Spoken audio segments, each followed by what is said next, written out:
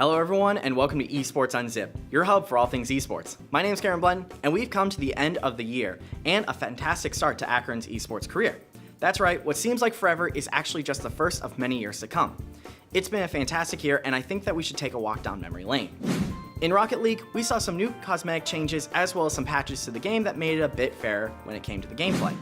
Our Akron Gold Rocket League team won the entire Collegiate Rocket League Spring National Championship. I've said it once and I'll say it again. Amazing job, guys. It's so impressive that a team that's only been around for a year to win nationals like that. Impressive teamwork and outstanding skills are what made this team. In League of Legends, we saw two new characters, Nico the Curious Chameleon, a burst and catcher class, and Silas the Unshackled, a burst and skirmisher class. These two brought very unique abilities to the table that changed the game a bit. They weren't completely game-changing because of the sheer numbers of champions in League of Legends. Even though they were useful, they were situationally better characters, or the two were just simply banned. Nothing new in CSGO except a few minor patches that really didn't change much of the game. I think that CSGO won't see any major changes for a very long time. It is an older game and has been honed to near perfection over the years. The only thing that really gets added are new maps, new music, and skins that are super expensive. With Overwatch, we got tons of new skins, new maps in Busan and Paris, a rework for Symmetra and Torb, and new heroes with Baptiste. Someone has to keep you alive. Ashe. You can count on it. And Wrecking Ball. Hammond.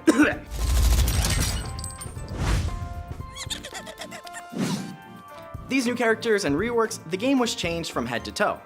We saw the fall of the dive composition, which consisted of high mobility characters that moved as fast as possible to get where they needed to be. Then it was traded off for the GOATS composition, which consisted of 3 tanks and 3 healers. Damage wasn't needed for this composition because of the high health the tanks had and the ability to heal any damage they took incredibly fast. Then we get to the game that has seen the most change in the past year, Hearthstone. In the past year, we went to Rostakon's Rumble, we saw the fall of Shutterwalk Shaman with their infinite combos, the destruction of Druids with the nerfing of Wild Growth and Nourish, and later, we saw the nerfing of even Shaman and the one-turn kill Paladin by changing the mana cost of Flametongue Totem and Equality respectively. Then came Mid-Range Hunter and Odd Warrior as they dominated the meta for the rest of the year. Then we got to the Year of the Dragon, beginning in the Rise of Shadows, as well as changing the format the professionals and collegiate players will be performing in. Before, it was called Conquest, with players coming with 4 decks, all from different classes. Each side would choose a deck to ban from the other. The winning deck could no longer be used for the rest of the match. This would go on until one side won 3 games. Now we are in a format called Specialist, where players choose a class to play.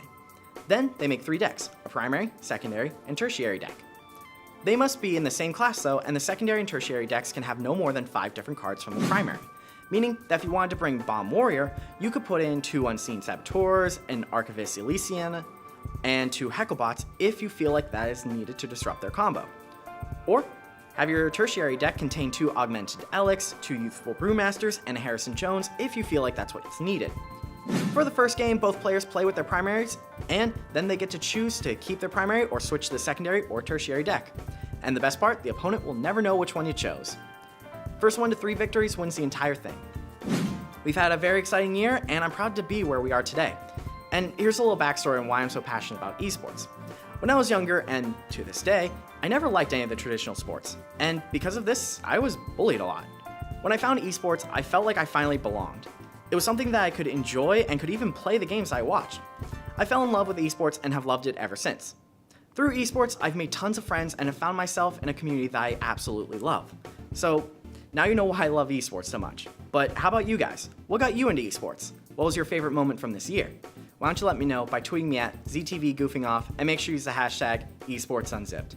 Also, don't forget to tune into my talk show on 88.1 WZIP every Monday at 9 p.m. Eastern Daylight Time for even more esports talk. It is the best college-run esports talk show in the country. Why not come and see why? And the best part is that I'll be having a new episode every week, even over the summer. Yeah, I'm really dedicated to esports.